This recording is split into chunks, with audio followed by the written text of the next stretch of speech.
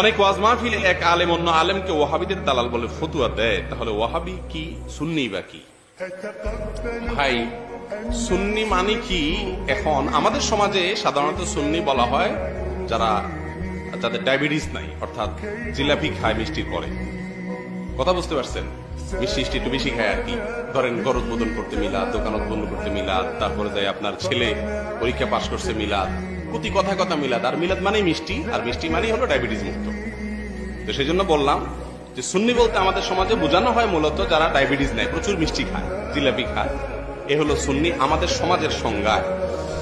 আর ওয়াহাবি বলতে বোঝানো হয় আব্দুল ওয়াহাব নজদি রাহিমাহুল্লাহ, তার অনেক কার্যক্রমের ভিতরে একটা কার্যক্রম ছিল শিরকের বিরুদ্ধে, তার অবস্থান ছিল খুব মজবুত, বেদাতের বিরুদ্ধে খুব অবস্থান ছিল মজবুত। ব্যাপক আলোচনার বিষয় আছে এখানে, সেই আলোচনায় যাচ্ছি না। শুধু এটুকু বলি যে ওয়াহাবি বলতে ওই আব্দুল ওয়াহাব নজদি যেরকম শিরক বিদআতের ব্যাপারে একটু কঠোর ছিলেন, এবং সেই কঠোরতার মাত্রা কতটুকু ছিল কতটুকু ছিল না সেটা অ্যানালাইসিস করার বিষয়, আমি সেদিকে যাচ্ছি না।